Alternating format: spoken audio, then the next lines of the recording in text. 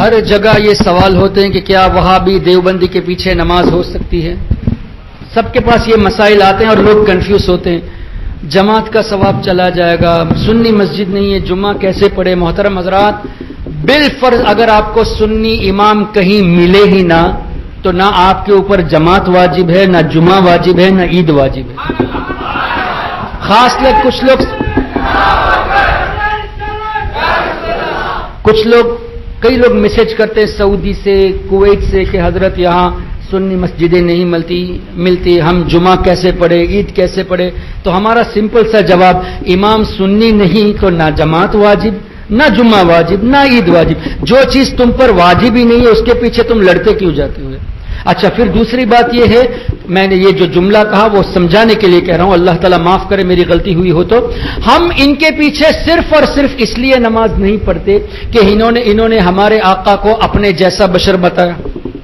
یہ ہے نا، یہ کہتے ہیں کہ اللہ نے نبی کو غیب نہیں دیا، اللہ نے نبی کو طاقت نہیں دی، نبی ہمارے جیسے بشر ہے. حضور علیہ السلام کی تعظیم ایسے کرو جیسے بڑے بھائی کی کرتے ہو، جیسے گاؤں کے چودھری کے کرتے ہو. اسماعیل دہلوی کا نام سنا ہے آپ نے؟ وہابیوں کا امام.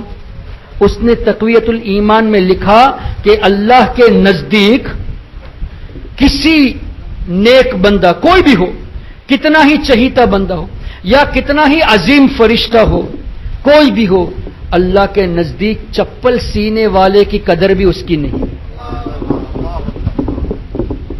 چمار سے بھی زیادہ ذلیل ہے.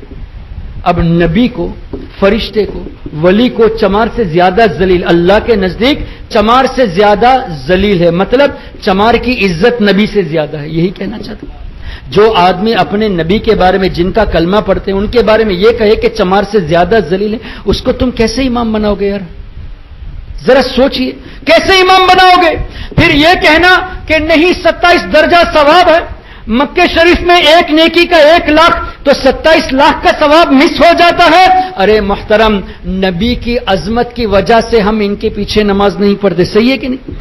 صرف نبی کی محبت میں ان کے پیچھے نماز نہیں پڑھتے. ارے وہ لاکھ ثواب بھی نبی ہی کے صدقے میں ملا ہے. نبی نے فرمایا تبھی جماعت کا ثواب زیادہ ہے. ارے جس نبی کی عظمت کے صدقے میں تم اس ثواب کو چھوڑتے ہو، اللہ 27 لاکھ نہیں چاہے تو 27 کروڑ عطا فرما دے گا. کیونکہ اللہ کے حبیب کی محبت میں تم نے اکیلے نہیں نماز پڑھی. تو اکیلے نماز پڑھیے اس امید پر کہ یا اللہ تیرے حبیب کے گستاخوں کے پیچھے نماز پڑھ کر ہم اپنے ایمان کو برباد نہیں کرنا چاہتے، اس لیے ہم نے اکیلے نماز پڑھی. تو انشاءاللہ اللہ چاہے گا تو 27 کروڑ درجہ عطا فرمائے گا. تو آپ کبھی اس کی فکر مت کیجئے. وہابی، غیر مقلد، اہل حدیث، ان کا ایمان ہی نہیں تو ان کے پیچھے نماز کہا. پھر آپ نے ان کو امام بنا لیا تو اس کو مقتدا، پیشوا، مسلمان مان لیا. اور جس کا عقیدہ حد کفر تک پہنچ گیا، جس کا عقیدہ کفریہ ہے، اس کو مسلمان ماننا ہی خود کفر ہے. تو آپ ثواب کے پیچھے جاتے ہو، لیکن پتا چلا کہ ایک بد عقیدے کو آپ نے مسلمان مان لیا، کافر کو آپ نے ایمان والا مان لیا، پھر اس کو اپنا امام بھی مان لیا. تو اپنے ایمان کی آپ خبر لیجئے. تو سیفٹی تو اسی میں ہے کہ آپ سنی امام نہ ملے تو نماز اکیلے پڑھے، اور اگر آپ 3-4 لوگ ہوں تو آپ آپس میں جماعت کر کے آپ جماعت کا ثواب حاصل کر لیجئے.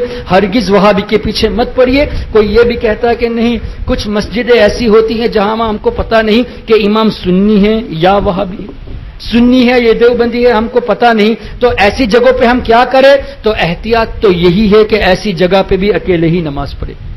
اس لیے کہ اللہ نے ہمیں عقل دی ہے، ہم عقل سے سوچ سکتے ہیں. آپ اس مسجد میں جب کبھی جاؤ تو دیکھو کہ مقتدیوں کے چہرے کیسے ہیں، نورانی چہرے یا ایسے ہی ہے، وہ تو آپ پہچان کر سکتے ہیں نا.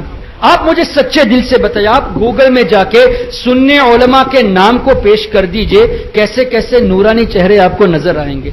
اور اسی طرح آپ جو ہے نا کچھ وہابیوں کے نام ٹائپ کر دیجئے، ناصر الدین البانی ٹائپ کر دیجئے، ابن عبد الوہاب نجدی نام ٹائپ کر دیجئے، عثیمین کا نام ٹائپ کر دیجئے.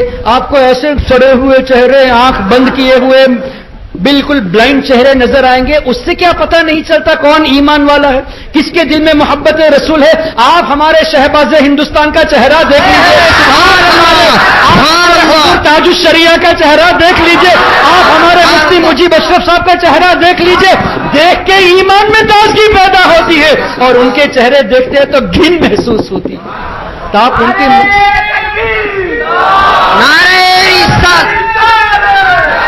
علماء اہل سنت. اور یہ تو امام کی بات ہوئی. آپ عوام کو بھی دیکھیے کہ کہیں بڑے بھائی کا کرتا اور چھوٹے بھائی کا پیجامہ تو نہیں ہے، کہیں ماتھے پہ شامی کباب تو نہیں ہے، کہیں مونچھیں جو ہے نا نکال تو نہیں دی، ٹکلا تو نہیں. یہ ٹکلا ہونا، مونچھیں نکال دینا، یہ ان کی علامت حدیث میں بیان ہے. آلریڈی ہمارے آقا نے ان کی علامتیں بیان کر دی. تو اگر آپ پہچان ان سے گفتگو کر کے نہیں کر پاتے تو چہرے اور لباس کو دیکھ کے کم سے کم اپنے ایمان کو سنبھالیے. اور احتیاط اسی میں ہے، پہچان نہ بھی کر پاؤ جب تک کنفرم نہ ہو کہ یہ عاشق رسول ہے، تب تک ان کے پیچھے نماز ہرگز نہ پڑھے.